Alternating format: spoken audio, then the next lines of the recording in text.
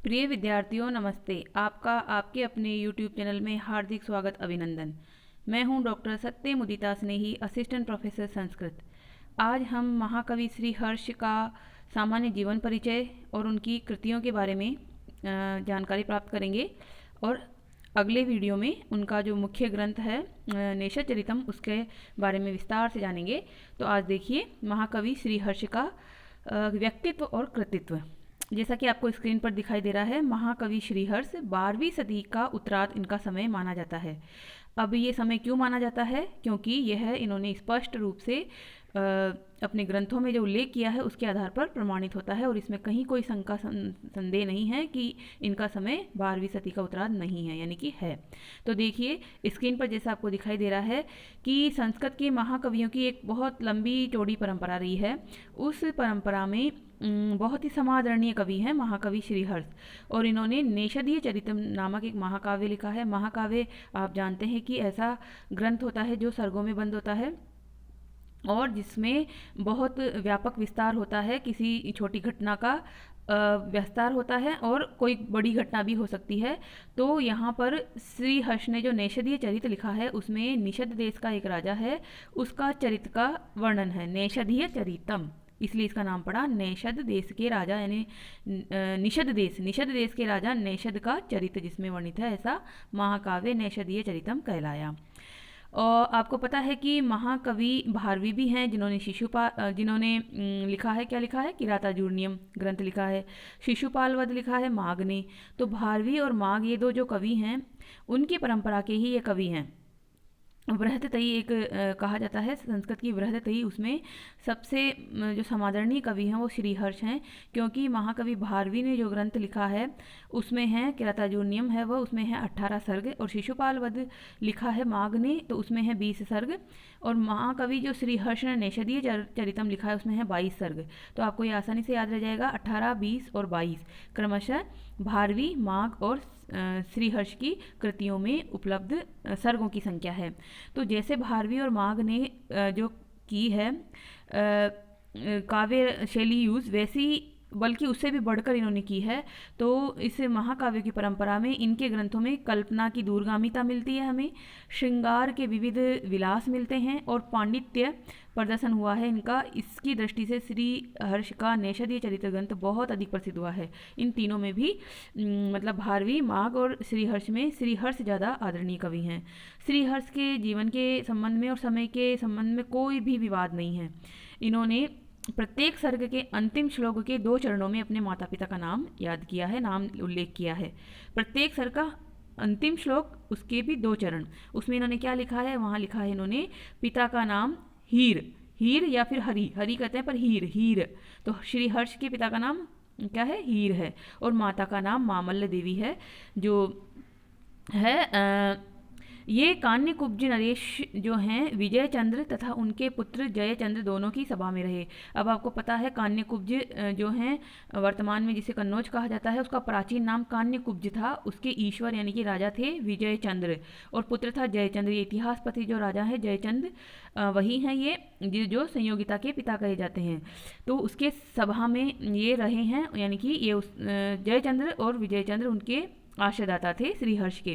राजा विजय चंद्र की प्रशस्ति में इन्होंने श्री विजय प्रशस्ति नामक एक ग्रंथ भी लिखा है, क्योंकि जो आश्रय देता है उस राजा के लिए राजा लोग अपने कवियों से लिखवाते हैं। तो इन्होंने जो है श्रीहर्ष ने श्री विजय प्रशस्ति नाम का एक ग्रंथ लिखा है। इन दोनों राजाओं का राज्यकाल 1154 ईस्वी से लेकर 1195 ईस्वी तक माना जाता है।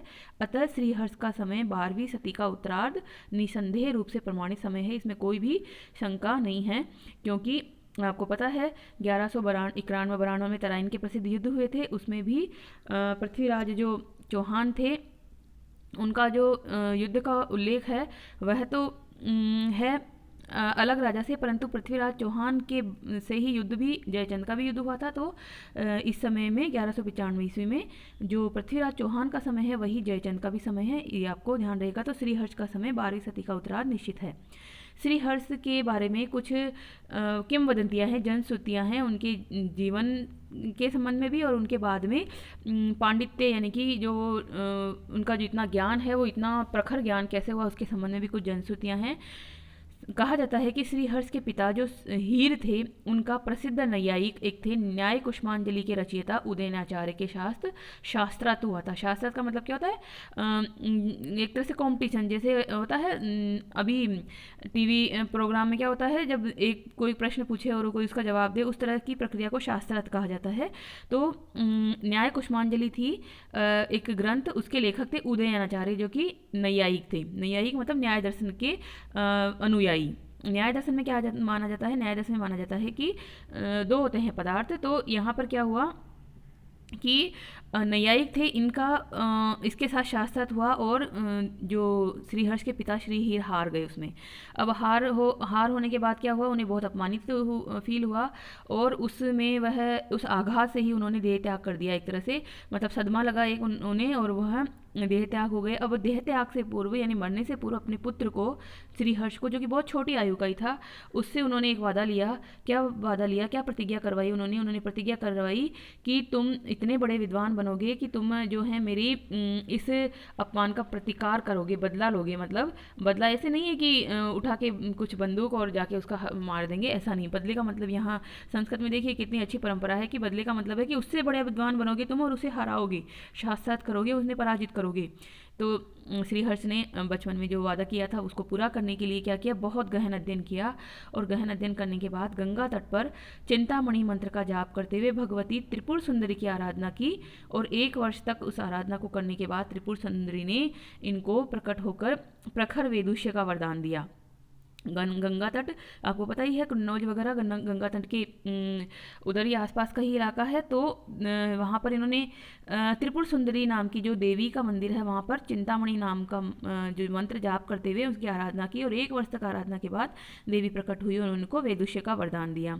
उसके बाद श्रीहर्ष जो है वो विजय चंद्र की सभा में गए, और वहाँ सभा में जाने के बाद जो राजा थे वो उनकी विद्वता से बहुत अधिक प्रभावित हुए, और राजा ने श्रीहर्ष को सम्मानित पद देते हुए अपने राजाश्रय में रख लिया। तो यह जनश्रुति श्री हर्ष ने स्वयं ही पुष्ट की है, मतलब उनके ग्रंथ में ही हमें मिलती है।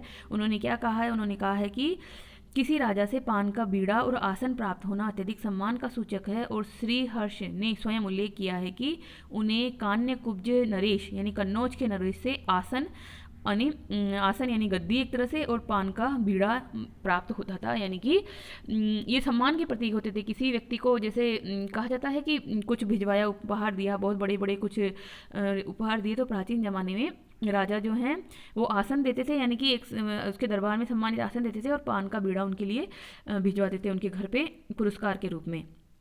तो ये उन्होंने खुद ही उल्लेख किया है। अब हम देखते हैं कि उनके संबंध में एक और किंवदंती है कि वह जो थे विद्वत्तापूर्ण ग्रंथों की रचना करने लगे, बहुत अधिक उन्होंने ग्रंथ की, और अप्रतिम विद्वता और पांडित्य का प्रदर्शन उनके ग्रंथों में हुआ। अब उनके ग्रंथ जो थे वो इतने ज़्यादा कठिन हो गए कि लोगों को समझ में ही नहीं आने थे कुछ कि इन्होंने क्या लिखा है। तो उन्होंने फिर से देवी की उपासना की, और देवी से उपासना करके कहा कि माँ, मुझे जो वरदान आपने दिया है वो इतना मतलब है कि बहुत अधिक है, वो मेरे ग्रंथ समझ में ही नहीं आते, तो मेरी विद्वत्ता को थोड़ा कम कर दीजिए। तो उन्होंने देवी से जो प्रार्थना की, देवी ने कहा उन्हें, और इस तरह से कहा जाता है कि उन्होंने ये कहा कि तुम रात्रि के समय दही का पान करके, दही खा करके स्नान कर लेना, तो तुम्हारी जो ये बुद्धि है थोड़ी कुंठित हो जाएगी, कम हो जाएगी। तो ये तो किंवदंती है, कितनी सच्चाई है ये नहीं। तो इस तरह के थे ये भगवान जो महाकवि श्रीहर्ष की, उन्होंने स्वयं देवी से कहा कि मेरी बुद्धि को थोड़ा कम कर दो, मेरी बुद्धि से जो काव्य प्रकट होता है वो लोगों को समझ में नहीं आता। तो स्वयं देवी से अपनी बुद्धि को कम करवाने वाले थे महाकवि श्रीहर्ष। तो अब इनके ग्रंथों के बारे में हम जाने कि ऐसे कैसे ग्रंथ लिखे इन्होंने कि जो लोगों को बहुत कठिन लगते थे। तो इन्होंने विभिन्न ग्रंथों में जो लिखा है उसमें नेषदीय चरित्र है, उस ग्रंथ के सर्ग हैं, 22 सर्ग हैं। तो सर्गों के अंत में श्लोक हमें मिलते हैं, सर्गांत श्लोक हमें मिलते हैं। उन श्लोकों में ही उल्लेख है कि इन्होंने कौन कौन से ग्रंथ लिखे हैं। तो खंडन खंड खाद्य नामक एक ग्रंथ लिखा है, दार्शनिक ग्रंथ है ये। और स्थैर्य विचारण प्रकरण, ये भी दार्शनिक ग्रंथ है। दर्शन तत्वों का इसमें बहुत ही व्यापक उल्लेख हुआ है। खंडन खंड खाद्य वेदांत सार का सुंदर ग्रंथ है, वेदांत दर्शन का सुंदर निदर्शन ग्रंथ है, जिसमें न्याय शास्त्र के सिद्धांतों का खंडन पूर्वक अद्वैत वेदांत के सिद्धांतों का मंडन किया गया है। अब देखिए, एक बात होती है खंडन और मंडन की परंपरा होती है भारत में दर्शन में। तो इनके जो पिताजी थे वो न्याय कुष्मांजलि के जो कर्ता थे उदयनाचार्य, उनसे पराजित हुए थे, तो इनको हराना था। वो नैयायिक थे, तो उन्होंने पहले तो न्याय दर्शन का अच्छे से ज्ञान प्राप्त किया, और उसके बाद उसका खंडन करते हुए एक ग्रंथ लिखा, खंडन खंड खाद्य, जिसमें वेदांत दर्शन के सिद्धांतों का प्रतिपादन था। वेदांत भी कौन सा? अद्वैत वेदांत। अद्वैत वेदांत में क्या होता है? न द्वैत है इति अद्वैत है, जहाँ कोई दो नहीं है, सब कुछ एक ही है, एक ब्रह्म ही एकम जो होता है, जो अहम ब्रह्मास्मि में ब्रह्म होता है, या सच्चित आनंदम ब्रह्म है, ये जो ब्रह्म का स्वरूप है वह है अद्वैत वेदांत का प्रतिपादक वाक्य हैं, यानी ब्रह्म ही सब कुछ है, बाकी ब्रह्म सत्यम जगत मिथ्या, ब्रह्म सत्य है बाकी जगत मिथ्या है, इस तरह का वहाँ उल्लेख होता है। तो यह इन्होंने लिखा खंडन खंड खाद्य में। आपसे पूछा जा सकता है कि खंडन खंड खाद्य जो ग्रंथ है उसमें क्या वर्णित है, तो उसमें अद्वैत वेदांत के सिद्धांतों का वर्णन है। फिर देखते हैं और इन्होंने जो ग्रंथ लिखे उसमें विजय प्रशस्ति, ये तो आपने देखा पीछे, श्री विजय प्रशस्ति इन्होंने लिखी थी, विजय चंद जो राजा थे उनकी प्रशस्ति करते हुए। गोड़ोरवीश कुल प्रशस्ति, गोड़ोरवीश कुल प्रशस्ति, छिंद प्रशस्ति राजाओं के प्रशंसात्मक ग्रंथ है। प्रशस्ति शब्द पीछे आ रहा है, प्रशस्ति मतलब प्रशंसात्मक ग्रंथ है। इसके अतिरिक्त इन्होंने अर्णव वर्णन, अर्णव का मतलब होता है समुद्र, समुद्र का वर्णन, अर्णव वर्णन, शिव शक्ति सिद्धि, शिव और शक्ति, शिव पार्वती और शक्ति, शिव और पार्वती दोनों का एक तरह से ग्रंथ लिखा इन्होंने, उनको आधार बनाकर। नव साहसांक चंपू, चंपू काव्य भी लिखा। चंपू काव्य क्या होते हैं? गद्य और पद्य का मिश्रण जो होता है उसे चंपू कहते हैं, तो ये भी इन्होंने लिखा है। इस प्रकार से इन्होंने बहुत ही जो हैं प्रसिद्ध ग्रंथ लिखे हैं, और इन ग्रंथों में बहुत अधिक वैदुष्य इनका प्रकट हुआ है, जो कि सामान्य जनों के लिए कठिन प्रतीत होता है। तो अब जो हैं नेषधीय चरित्र ही इनका सबसे प्रसिद्ध ग्रंथ है, और हमारे कोर्स में भी यही है, क्योंकि हमें महाकाव्य का पढ़ना है वर्णन, कि महाकाव्य की दृष्टि से महाकवि श्री हर्ष ने क्या लिखा है। तो इन्होंने लिखा है नैषध चरितम। अब नैषध चरितम जो है उसका दूसरा नाम नल कथा भी है। नल कथा जो है, नल कथा मतलब नल नामक राजा की कथा। तो भारतवर्ष में प्राचीन काल से ही नल कथा प्रसिद्ध रही है। नल दमयंती की कथा बहुत ही प्रसिद्ध है। इन दोनों की पहले प्रणय हुआ और फिर परिणय हुआ, यानी कि शादी हुई, विवाह हुआ। तो यह ग्रंथ का आधार मुख्य रूप से नल कथा ही है, जो लोक कथा के रूप में भी प्रचलित थी प्राचीन समय में। उत्तर भारत के लोक साहित्य एवं लोक परंपरा में नल कथा निरंतर अविच्छिन्न रूप से प्राप्त होती है, तथा लोक गीतों में भी इसको अनेकशः ग्रहण किया गया, यानी लोक गीतों में भी हमें नल की कथा मिलती है, नल दमयंती की प्रणय कथा मिलती है। संस्कृत के अनेक ग्रंथों में यह कथा पहले से ही मूल रूप में उपलब्ध थी। तो महाभारत का वन पर्व है, उसमें 53 से लेकर 57 अध्याय तक नलोपाख्यान के नाम से ये कथा में प्राप्त होती है। अब देखिए, आपको पता है महाभारत है, महाभारत में पर्वों के रूप में विभाजन है। तो वन पर्व नाम का एक पर्व है, जहाँ पर महाराज युधिष्ठिर वन में अपने जो 13 वर्ष का वनवास उसे मिला है दुर्योधन के द्वारा, उसको भोग रहे हैं। वहाँ भोगते हुए, उस वनवास को भोगते हुए वह एक दिन अपने जो विद्वान जो पुरोहित हैं उनसे पूछते हैं कि पुरोहित मुझे आप बताइए कि मेरा जैसा चक्रवर्ती राजा, पहले चक्रवर्ती राजा बने, यानी पूरे भारत को जीता, फिर राजसूय यज्ञ किया, और इतना प्रतापी राजा भी क्या इस तरह से वन में दुख भोगने के मतलब दुख भोगा है? कोई मेरे जैसा ऐसा राजा है जिसने इस तरह का दुख भोगा है? कहीं इतिहास में कहीं है? तो उसके जो विद्वान जो पुरोहित हैं वो उसको कहानी सुनाते हैं कि नल नाम का एक राजा था, उसने तो आपसे भी अधिक कष्ट भोगे थे, तो आपका कष्ट तो उसके सामने कुछ भी नहीं है। तो वहाँ पर जो कथा है वो नल के पूरे जीवन चरित है, एक तरह से उसने किस तरह से राज्य मिला, राज्य खोया, किस तरह से दुख भोगा, वो सब वर्णन है। और हमारा जो नेषद चरित्र काव्य है उसमें तो एक अंश मात्र ही वर्णित होगा कि वह नल और दमयंती का आपस में प्रणय होता है, एक दूसरे को गुणों को सुनकर, और बाद में उन दोनों का विवाह होता है। विवाह के बाद थोड़ा सा विच्छेद भी होता है। इस तरह से वो कथा है, और वहीं वो कथा समाप्त हो जाती है। तो इस प्रकार से महाभारत के वन पर्व में भी यह कथा हमें उल्लेख मिलती है। और रामायण का जो है सुंदरकांड, वहाँ पर भी यह कथा हमें मिलती है। तो ये हमें उल्लेख मिल जाएगा टिप्पणी में आपको नीचे। तो वैसे आपके लिए जरूरी नहीं है कि टिप्पणियाँ आप देखें, आप बस ये जाने कि महाभारत और रामायण में भी इस कथा का उल्लेख है। क्षेमेंद्र की बृहत कथा मंजरी तथा सोमदेव के कथासरी सागर में भी यह कथा संक्षिप्त रूप में वर्णित है। वृहत कथा मंजरी जो है क्षेमेंद्र ने लिखी है और पद्यबद्ध है, और सोमदेव का कथासरित सागर है, इसमें भी ये कथा संक्षेप में मिलती है। तो ये तो विस्तार का एक तरह से विषय है, कथाएं हैं, कथा के रूप में, लोक कथा के रूप में प्रचलित थी तो कथा होनी है। वृहत कथा, यहाँ पर भी कथा है, तो कथा के रूप में जो कथाएं प्रचलित होती है उन सबको कवि संग्रह कर देता है। तो इसी तरह से क्षेमेंद्र ने और सोमदेव ने लिखी है कथा, उसमें भी नलोपाख्यान नाम की कथा आती है। अनेक पुराणों में भी राजा नल का कथा का उल्लेख है। कौन से पुराण है वो? मत्स्य पुराण और लिंग पुराण में भी यह कथा वर्णित मिलती है, जिससे लोकमानस में इस कथा की प्रसिद्धि एवं प्रभावशीलता का परिचय हमें प्राप्त होता है कि यह कथा कितनी ज़्यादा प्रसिद्ध थी, कितना प्रभाव था लोगों के बीच में इस कथा का। महाकवि श्री हर्ष ने इसी नल कथा को अपने महाकाव्य का एक तरह से आधार बनाया है। और महाकाव्य का जो देख लेते हैं हम कि क्या है इसमें। तो इसमें है 22 सर्ग हैं और कुल 2830 श्लोक हैं। कितना बड़ा ग्रंथ है, देखिए लगभग 3000 ही कह सकते हैं आप, ऐसे याद नहीं रहे तो, कि 22 सर्ग हैं और लगभग 3000 श्लोक हैं। 13वां सर्ग जो है उसमें 56 श्लोक हैं और 19वां सर्ग है उसमें 67 श्लोक हैं। उन दोनों सर्गों को छोड़कर बाकी जो सर्ग हैं, यानी जो बाकी 20 सर्ग है उसमें 100 से अधिक श्लोक हैं। यानी 13वें सर्ग और 19वें सर्ग के अलावा बाकी सभी सर्गों में 100 से अधिक श्लोक हैं, तभी तो 2800 श्लोक बनेंगे। तो इस प्रकार से है।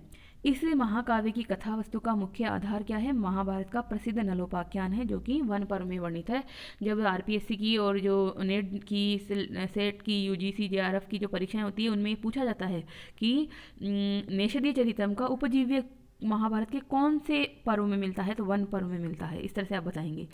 तो वहाँ जो हमें कथा मिलती है वो तो संपूर्ण कथा है, परंतु श्रीहर्ष ने उस कथा को पूरा वैसे का वैसे ही ग्रहण नहीं किया है, बल्कि थोड़ा सा कथा ग्रहण की है। नल दमयंती के प्रणय से लेकर विवाह उपरांत श्रृंगार विलासों का वर्णन करके ही यह ग्रंथ जो है समाप्त हो जाता है। अभी मैंने आपको जो टिप्पणियाँ बताई थी वो टिप्पणियाँ यहाँ उल्लेख है, आप चाहें तो देख सकते हैं कि किस तरह से यहाँ श्लोक बताया हुआ है। तांबूल द्वयम आसनम लभते यह कान्य कुब्जेश्वरात् स साक्षात् कुरुते समाधिषु परम ब्रह्म प्रमोद अर्णवम, यानी कि कान्य कुब्ज ईश्वर से वह तांबूल द्वय, मतलब तांबूल यानी पान का बीड़ा, और आसन को प्राप्त करते थे। और इस प्रकार से काफ़ी वह प्रसिद्धि को प्राप्त किए हुए जो थे कवि थे।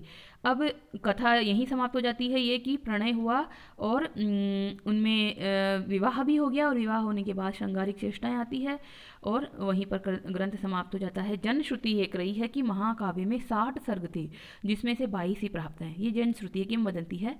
अतः कतिपय विद्वानों के अभिमत में नेषद काव्य अपूर्ण है, ऐसे भी कहा जाता है। किंतु इस महाकाव्य के अनुशीलन से कहीं भी ऐसा प्रतीत नहीं होता कि अपूर्ण है, मतलब पूर्णता वाला लगता है, यानी हम इसको अपूर्ण नहीं कहेंगे। नल का पौराणिक जो कथानक है, भले ही कितना भी रहा हो, पुराणों में कितनी भी बात रही हो, कवि ने अपने काव्य के लिए उपादेय अंश मात्र को ग्रहण किया और उसे महाकाव्य का स्वरूप दिया। अतः नेषदीय चरित्र को अपूर्ण नहीं माना जाना चाहिए। यानी कि ऐसा नहीं है कि कवि ने बीच में ही कहीं छोड़ दिया, उन्होंने एक अंश को ग्रहण किया और उनका जो अंश ग्रहण करने का उद्देश्य था कि इसे श्रृंगार काव्य बनाना चाहते थे। तो श्रृंगार काव्य में तो श्रृंगार का ही वर्णन होगा, तो नायक नायिका मिले और विवाह हुआ और उसके बाद की श्रृंगारिक चेष्टाओं पर ये समाप्त हो जाता है। तो इस प्रकार से आज हमने इसका कवि का जो श्रीहर्ष है उनका एक सामान्य जीवन परिचय लिया, उनका कृतित्व जाना और उनका व्यक्तित्व जाना, उनसे जुड़ी हुई किंवदंतियाँ जानी। तो इसका जो विस्तार से उल्लेख है सर्गानुसार, इसमें कितने सर्ग हैं, 22 हैं, ये तो आपको पता चल गया। परंतु 22 सर्गों में कथा क्या उल्लेख है, इसका वर्णन हम अगले वीडियो में करेंगे, जो कि विस्तार से करना होगा। तो मेरा आपसे यही कहना है कि बहुत ही अच्छा ये ग्रंथ है, और विस्तार से जब आप इसको जानेंगे तो जान पाएंगे कि नैषद विश्वद औषधम ये कहा जाता है। और एक और इसके बारे में किंवदंती है कि जो थे मम्मट, जो काव्य प्रकाश के लेखक है, वो उनके मामा कहे जाते हैं। ऐसे एक किंवदंती है कि जब ये इन्होंने ग्रंथ लिखा श्रीहर्ष ने, तो वह उसको दिखाने के लिए अपने मामा को दिखाने के गए कि देखिए मैंने ग्रंथ लिखा है। तो मामा ने इनका उपहास करते हुए कहा ग्रंथ को देखकर कि तुम इसको पहले लाए होते तो मैं अपने ग्रंथ में जो दोष निरूपण प्रकरण मैंने लिखा है उसमें तुम्हारे श्लोकों का मैं उदाहरण दे पाता। तो एक तरह से उन्होंने उपहास किया इनकी ग्रंथ का। परंतु ये एक किंवदंती है, क्योंकि जो मम्मट है उनका समय बहुत अलग है और श्रीहर्ष का समय तो आपको पता ही है 12वीं सदी का उत्तरार्ध है, तो ये बहुत अलग है। इसलिए किंवदंतियाँ जो हैं वो भी हमें जाननी चाहिए, पर उनका खंडन भी जान लेना चाहिए कि मम्मट और जो श्रीहर्ष है वो समय की दृष्टि से एक दूसरे के मामा भतीजा नहीं हो सकते, तो इस प्रकार से मामा भांजा नहीं हो सकते। तो ये यहाँ पर हम इसको यहीं विराम देते हैं। और इनके जीवन के संदर्भ में तो कम ही प्रश्न आते हैं, परंतु कृतित्व के संबंध में बहुत प्रश्न आते हैं। आप इसको ध्यान से पढ़िए, लिखिए नोट्स के रूप में। और अगर वीडियो आपको अच्छा लगे है तो लाइक कर दीजिए, और चैनल पर पहली बार आए हैं तो सब्सक्राइब कर लीजिए। उसमें एक बेल आइकन होता है, उसको दबाकर ऑल शब्द पे क्लिक करेंगे तो आपको सभी वीडियो के नोटिफिकेशन तुरंत ही मिल जाएंगे और किसी भी वीडियो से आप वंचित नहीं रहेंगे। तो यही मेरा आपसे कहना है कि कोई भी आपकी प्रतिक्रिया हो तो यूट्यूब में कमेंट बॉक्स के माध्यम से अवश्य लिखें। लाइक शेयर सब्सक्राइब अवश्य करें। धन्यवाद। कल फिर मिलेंगे किसी अन्य विषय के साथ। धन्यवाद। तब तक के लिए स्वस्थ रहिए और कहिए जय तु संस्कृतम जय तु भारतम।